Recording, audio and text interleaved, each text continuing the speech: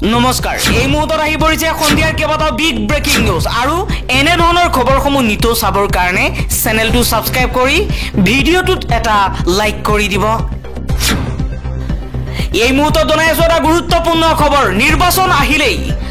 অসমত আৰম্ভ হয় হিন্দু মুছলমানৰ নামত সাম্প্ৰদায়িক ৰাজনীতি লুঙিৰ ছবিত নিৰ্বাচন খেলত কংগ্ৰেছে অসমত লুঙিৰ কোনো প্ৰয়োজন নাই বাংলাদেশত গৈ লুঙি বিলাপ কংগ্ৰেছে নিৰ্বাচনী সভাত মুখ্যমন্ত্ৰী হিমন্ত বিশ্ব শৰ্মাৰ এই বিস্ফোৰণ কংগ্ৰেছৰ বাবে এতিয়া সময় আহিছে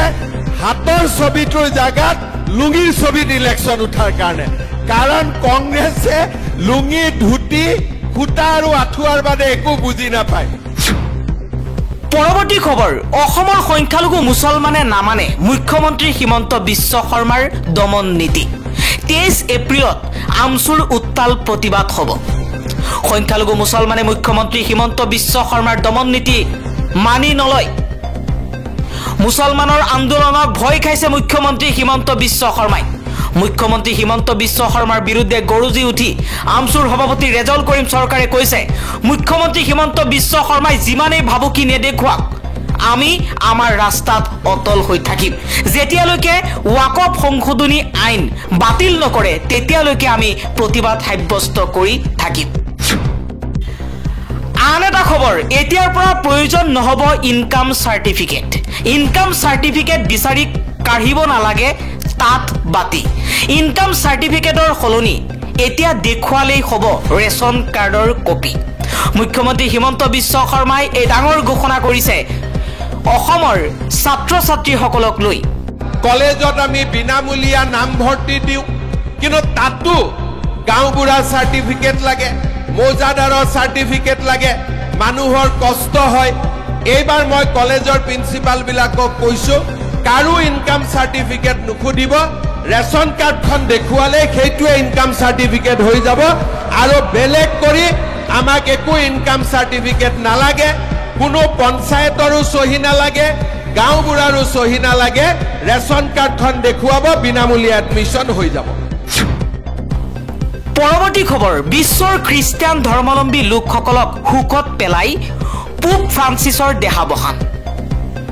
ভেটিকান চিটিৰ এখন চিকিৎসালয়ত 88 বছৰ বয়সত মৃত্যু হৈছে দীৰ্ঘদিনে অসুস্থতাত ভুগি আছিল পোপ ফ্ৰান্সিছ আন এটা খবৰ নামতোলা আৰক্ষী চকীৰ ওচি মৃদুল বৰুৱাক ৰিজাৰ্ভ ক্লোজ অস্ত্ৰ সৰবৰাহকাৰীক 5 লাখ টকাৰ বিনিময়ত মুকলি কৰিছিল ওচি মৃদুল বৰুৱাই পৰৱৰ্তী খবৰ মুছলমানৰ প্ৰকৃত হিৰো হৈছে নুৰুল হুদা মুছলমানৰ স্বাৰ্থত IPS পদ এৰিছে নুৰুল হুদাক উচ্চ প্ৰশংসা কৰিছে নেমছুৰ ফালৰ পৰা IPS নুৰুল হুদাক প্ৰশংসা কৰা পৰিলক্ষিত হৈছে নেমছুৱে কৈছে মুছলমানৰ প্ৰকৃত হিৰো হৈছে নুৰুল হুদা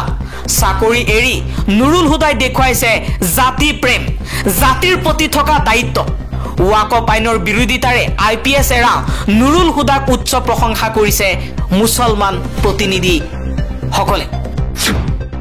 আন এটা খবৰ কংগ্ৰেছে হাতৰ প্ৰতীক চিহ্নৰ ঠাইত লুঙিৰ প্ৰতীক চিহ্ন লগাই নিৰ্বাচন খেলিব লাগে মুখ্যমন্ত্ৰী হিমন্ত বিশ্ব শৰ্মাই কংগ্ৰেছক সমালোচনা কৰি এই মন্তব্য কৰাৰ পাছতেই মুখ্যমন্ত্ৰী হিমন্ত বিশ্ব শৰ্মাক উভতি ধৰিছে অসম প্ৰদেশ কংগ্ৰেছৰ সভাপতি ভূপেন কুমাৰ বৰাই কৈছে বিজেপিয়ে নাথুৰাম গডছেৰ বন্দুকটো বিজেপি দলীয় প্ৰতীক চিহ্ন হিচাপে ব্যৱহাৰ কৰিব লাগে নাথুৰাম গডছে মহাত্মা গান্ধীক হত্যা কৰিছিল নাথুৰাম গডছৰ আদৰ্শমতে এতিয়া বিজেপি কাম কৰি আছে সেইবাবে মুখ্যমন্ত্ৰী হিমন্ত বিশ্ব শৰ্মাক উভতি ধৰি ভূপেন বৰাই কৈছে বিজেপিয়ে পদুম ফুলৰ চিহ্নৰ ঠাইত নাথুৰাম গডছেৰ বন্দুকৰ চিহ্ন বহাই নিৰ্বাচন খেলিব লাগে বুলি প্ৰত্যুত্তৰ দিছে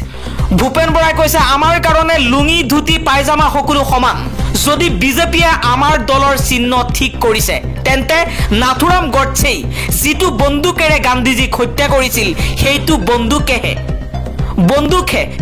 বিজেপিৰ চিহ্ন হ'ব লাগে আন এটা খবৰ 2018 চনত পশ্চিমবংগৰ পঞ্চায়ত নিৰ্বাচনত যেতিয়া 34.2% আসনত শাসকীয় তৃণমূল কংগ্ৰেছে বিনা প্ৰতিদ্বন্দ্বিতাৰে বিজয় সাব্যস্ত কৰিছিল তেতিয়া বিষয়টো গৈ উচ্চতম ন্যায়ালয়ৰ মজিয়া পাইছিল গৈ উচ্চতম ন্যায়ালয়ে যথেষ্ট উষ্মা প্ৰকাশ কৰি কৈছিল যে গণতন্ত্ৰই তৃণমূল পৰ্যায়লৈ কাম কৰা নাই আজি অসমতো অনুৰূপ ঘটনাই সংঘটিত হৈছে ৰাইজে কথাবোৰ মন দিয়াৰ দৰকাৰ বিজেপি চৰকাৰৰ বৰ্তমান সময়ৰ ভয় ভাবুকিক লৈ এই মন্তব্য কৰিছে অজিত কুমাৰ ভূঞাই আন এটা খবৰ 2025 চনৰ ভিতৰত 250 টকাৰ পৰা 300 টকা পৰ্যন্ত হ্ৰাস পাব ৰন্ধন গেছৰ মূল্য পুনৰ নিৰ্বাচনী টুপ দিছে মুখ্যমন্ত্ৰী হিমন্ত বিশ্ব শৰ্মাই আজি মুখ্যমন্ত্ৰী শৰ্মাই কৈছে হ্ৰাস পাব ৰন্ধন গেছৰ দাম 2025 চনৰ ভিতৰত 250 পৰা 300 টকা পৰ্যন্ত ৰন্ধন গেছৰ দাম কমিব বুলি মন্তব্য কৰিছে এতিয়া বহুতেই কৈছে যে পঞ্চায়ত নিৰ্বাচন সন্মুখত বিধানসভা নিৰ্বাচন সন্মুখত সেইবাবেই এতিয়া নিৰ্বাচনী টুপ দিবলৈ আৰম্ভ কৰিছে বিজেপিয়ে পৰৱৰ্তী খবৰ ভাৰতৰ নিৰ্বাচন আয়োগক লৈ প্ৰশ্ন কৰিছে ৰাহুল গান্ধী আমেৰিকাত ভাৰতৰ নিৰ্বাচন আয়োগক লৈ কেইবাটা মন্তব্য কৰিছে ৰাহুল গান্ধীয়ে কৈছে আমাৰ বাবে ইয়া অতি স্পষ্ট যে নিৰ্বাচন আয়োগে কিবা আপোচ কৰিছে আৰু এইটো অতি স্পষ্ট যে এই ব্যৱস্থাটোত কিবা ভুল আছে আমেৰিকাত নিৰ্বাচন আয়োগে যদি বেলট পেপাৰ ব্যৱহাৰ কৰিব পাৰে ভাৰতবৰ্ষত কিয় কৰিব নোৱাৰে বেলট পেপাৰত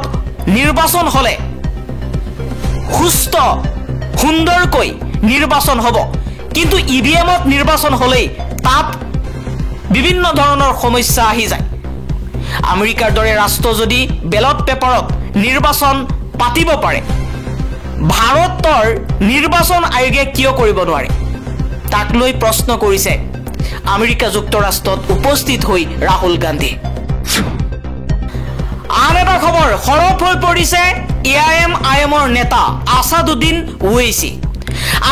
ওৱেইছিয়ে কৈছে কেইবছৰ পূৰ্বে ভাৰতবৰ্ষৰ কৃষকসকলে 3খন কৃষি আইনৰ বিৰুদ্ধে প্ৰতিবাদ সাব্যস্ত কৰিছিল বহু কৃষকৰ মৃত্যু হৈছিল আৰু অৱশেষত হাৰ মানিছিল বিজেপি চৰকাৰে আৰু 3খন কৃষকৰ কলা আইন বাতিল কৰিবলৈ বাধ্য হৈছিল মোদী চৰকাৰ সেই ৰাস্তাৰেই এতিয়া আমি আগবাঢ়ি যাব লাগিব ওয়াকফ সংশোধনী আইনক লৈ পুনৰ সৰব হৈ পৰিছে আসাদুদ্দিন ওৱেইছিয়ে কৈছে কৃষকসকলে যি ৰাস্তাৰে গৈছে আমিও সেই ৰাস্তাৰে গৈ যেতিয়ালৈকে ওয়াকফ সংশোধনী আইন বাতিল নকৰে তেতিয়ালৈকে আমি কৃষকসকলৰ ৰাস্তাৰেই যাব লাগিব আৰু আমি কেন্দ্ৰীয় চৰকাৰক বাধ্য কৰাব লাগিব ওয়াকফ আইন সংশোধনী আইনখন বাতিল কৰিব লাগিব পৰৱৰ্তী খবৰ কোনো কাৰণতেই ওয়াকফ আইন আমি নামানো বিটিআৰৰ নেমচুৰ সভাপতি হাফিজুল ইছলামৰ এই মন্তব্য ওয়াকফৰ বিৰুদ্ধে গুৱাহাটী মহানগৰীত ওলাই আহিছে শ মুছলমান লোক মুছলমানৰ এটাই কথা ওয়াকফ সংশোধনী আইন বাতিল কৰক অন্যথা আমি প্ৰতিবাদ কৰি যাম মুখ্যমন্ত্ৰী হিমন্ত বিশ্ব শৰ্মাৰ পৰা আৰম্ভ কৰি বিজেপি শাসিত ৰাজ্যসমূহতো ওয়াকফ আইন বিৰোধী প্ৰতিবাদ কৰাৰ বাবে বহুতো লোকক গ্ৰেপ্তাৰ কৰা হৈছে কিন্তু মুছলমানসকলে হাৰি নাযায় যিমানবোৰক গ্ৰেপ্তাৰ কৰে কৰক আমি আমাৰ প্ৰতিবাদ কৰি যাম আমাৰ অধিকাৰ বিজেপি চৰকাৰে খৰ্ব কৰিব আৰু আমি বহি থাকিম হিয়া কেতিয়াও হ'ব নোৱাৰে বুলি মন্তব্য কৰি বিটিআৰৰ নেমচুৰ সভাপতি হাফিজুল ইছলামে গুৱাহাটী মহানগৰীত শ মুছলমান প্ৰতিবাদী